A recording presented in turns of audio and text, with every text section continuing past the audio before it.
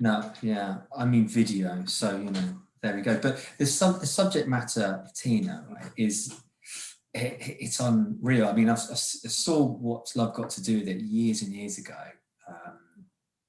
and it blew my mind in many different ways. But the man, she had it tough.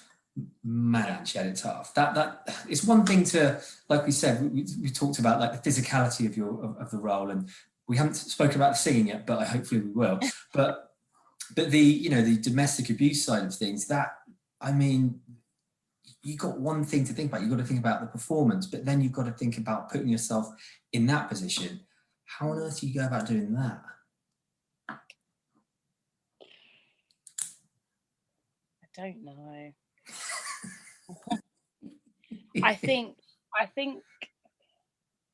I guess my role is to tell a story, right?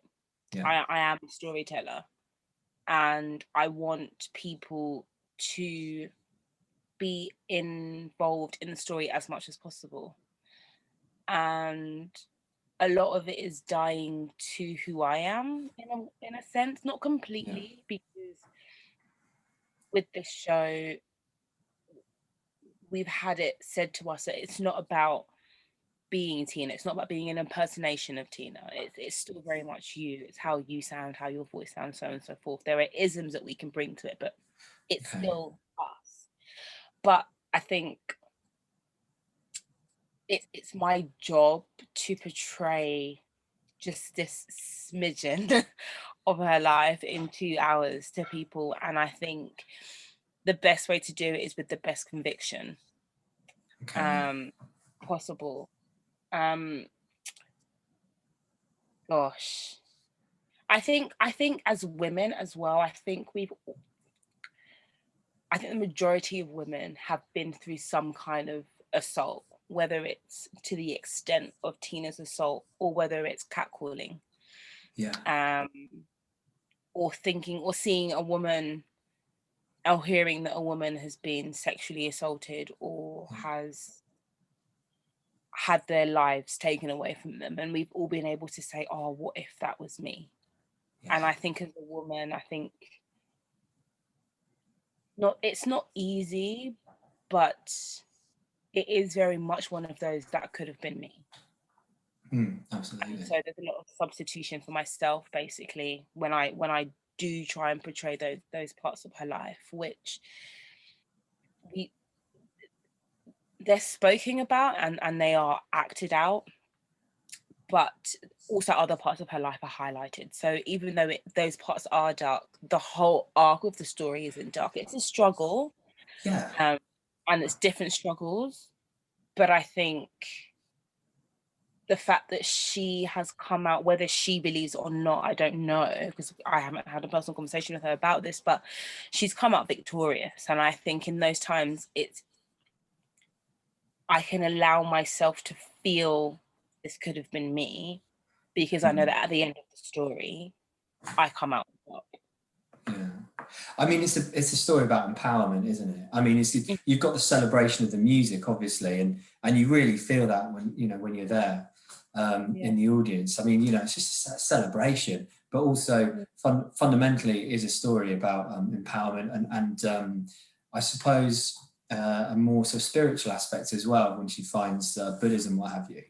But because you said that you were given the license to do it yourself a bit, bring your own aspects of yourself to it. Where do you begin with that? I mean, there has to be some homework, doesn't there, that goes into that. You don't just go, oh, well, now I'll just be sad. I'll just be sad on stage, or I'll just be, there has to be something where you break it down, right, and Yeah. and build it up again. Like, when did that? Yeah. How did you go about that? We have this fun thing called actions. Okay. I learned about it when I was back in performing arts school many Yeah. moons ago. But it's basically the art of actioning the sentences or actioning paragraphs, or knowing what you want out of a certain conversation, what you want the outcome to be. And so it's very much being active and responding to what your opposite actor's giving you, right? Right. Yeah. But there's a scene, for example, towards the end of the show when, sorry, spoiler alert if you haven't seen it, close where Tina's speaking to her mother, right? And it's a very hard conversation. And again, we know that her relationship with her mother was tainted. And so I've gone through the whole show. I haven't really spoken to my mother, but I've had glimpses of my mother throughout the show. And first of all, I'll probably go home and write down, okay, this is my mother. She's this age. She does this, whatever, you know, just a normal arc of a person, of a character. And then I would go into, well, she's done XYZ. How would XYZ make me feel as a person? How do I feel because she's done this? How do I feel every time she's mentioned? Do I recoil? Do I brush it off? And then when we go into breaking down segments of speech, yes, in the hospital scene, I'm very much, my overarching thing is, you left me, and I don't know why you left me. Yeah. But there are all these little side notes. So I'm trying to get her to understand that I'm sad or I'm upset that she left me, for example. So I'll have a line and I'll say, I prod you or I poke you, to try and evoke something from the actor I'm on stage with. Okay. And then that actor has also said, oh, well, I'm gonna crush her with when I say this line. Okay, I get you. Yeah. Constantly, there's a pressure cooker. All these actions are adding pressure cookers to the lines that you're saying until it explodes at some point, because someone has the ultimate action, I guess, to end the scene. Yeah, for sure. Yeah. Yeah. God, it's just, yeah. I love it when you break down the process of it all. It's fascinating to me. I just love it, particularly stage acting, because there's so much at stake. No one says, hey, stop, cut, let's do it again. Yeah. Man alive, there's nothing like theatre. Oh my God, the unbelievable pressure. But just to go back to, cause for me, like watching Tina growing up, well, the film, what's life got to do with it, and then going to the stage production, particularly around the Me Too movement and what have you, and just Black Lives Matter, probably more personally. But that story, Tina's story, plays out through the centuries, or through the generations rather, and it just gets more and more important, and its potency is never diluted. And can you speak a bit about what you reckon the importance of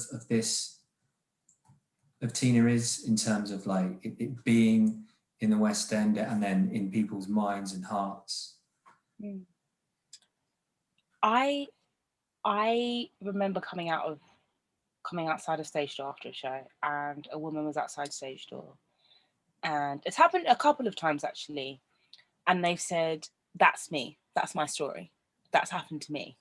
And I have to hold back tears, because you know that someone else has gone through something similar, but to actually have someone in the flesh come to you and say, I've had to run away from an abusive relationship and I had nowhere to go and I was living on the streets, or so on and so forth. It shows me that it's more than just a musical. It's more than just a celebration of a great artist's music. It's something that happens to women, and it still does. And for me, if the show in that aspect can give someone the strength to move on. I mean, I kind of wish we had a helpline, like sometimes when you watch stuff on TV, they'll say, if you're ever going through this kind of situation, here's a helpline. Blah, blah, blah. So maybe I'll mention it when we go back. But it would be nice to have that, because a lot of people come and identify with the subject. Oh my God, especially now during lockdown, the coercive control, the domestic abuse that is bound and will have gone on. It's behind closed doors. Is you get a palpable sense of that sometimes. I mean, you just know it's happening. And Yeah. to go and then see Tina when it reopens, you know, it's going to be pretty hard on some people, I should imagine. Yeah. So I don't know. I feel like it's another stake in the ground to just say this story is still being told because it's still happening, and we still need to do something about it. Well, yeah, Like, I mean, the domestic violence is it's a killer, you know, and there's no way of getting around it. And the statistics are mind blowing. You just can't believe it. What happens in Brixton not so long ago to that, I can't remember. I feel really bad. I can't remember the girl's name who was murdered, and it's just women. They just still bear the brunt of it all, don't they? Really, it's just you go through you like to think that things have changed, and yes, they have by some degree, but also there's just so much shit that's still just swept under the carpet and we just simply don't deal with, you know. Yeah. And I don't want to mention Brexit and COVID-19, but there's a lot of those things that come along that just tend to sweep a lot of these kind of things, agendas to one side, and we go, oh, well, that's dealt with now. Look, we're in the 21st century. We've dealt with that. We don't need to go there. You know, we're fine. We've got gay marriage now. Women are fine. We've got all this kind of thing. We're a great liberal country. You know, it's anyway. Wow, listen to me waffling on. Jeez, no, Louise. it's fine. And I was just touching about the Black Lives Matter movement, which has been going on for way too long now, in my opinion. But I think to see a Black woman's story being told on stage, I think is very groundbreaking. It's not. I feel like there are stories of breakthrough moments for Black people, whether they're women or male or non-binary or trans or, you know, part of the LGBTQ community. But so many of the times we're going to portray them as slaves, or we're going to portray people who are oppressed, and we're not. Yes, that's part of the history, but that's not who we are. We are. There is oppression going on, and there is racism going on, and slavery was a thing. But I feel like that's how sometimes the world views Black people. And yes, we're still speaking out on the fact that there are things that are going on that do oppress Black people or people of color. But we're saying that because it needs to be highlighted, that it needs to be dealt with, because it's now at a system that we can't infiltrate. It has to happen from the inside out. But we're just making people aware of it and saying, look, these are your actions when you let things like this happen, or when you close an eye, or, you know, there's still a form of something going on. Yeah, definitely. But to be Black and to be a woman and to have been her age at the time, I think is very empowering, because you rarely see that, you know. And I think to be able to portray that, and I'm only halfway there in my own life, I think is just an honor to say that I'm more than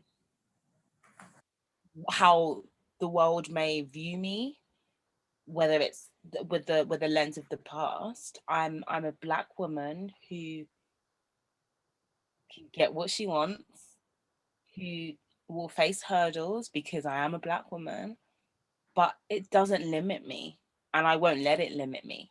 And she's like a daily reminder to say, do you know what, Aisha, if there's something you want, like, you go for it. Don't allow people to knock you down and put you in a box or keep you in a glass, you know.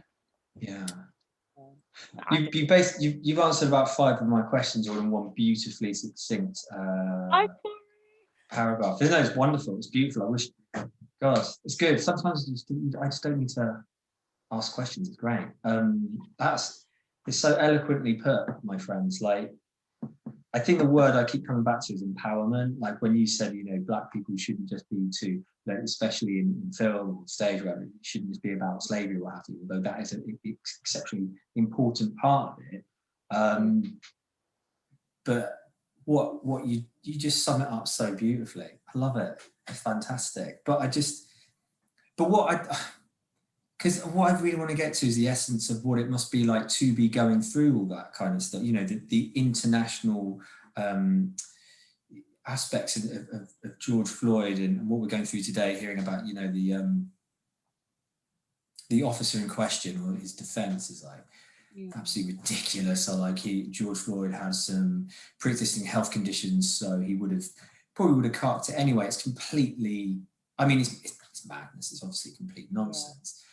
But then to be going on stage and taking the role of Tina, knowing exactly what she went through, God, you've already answered this question, but I just wanted to say how, you know, cool that must be to just own it.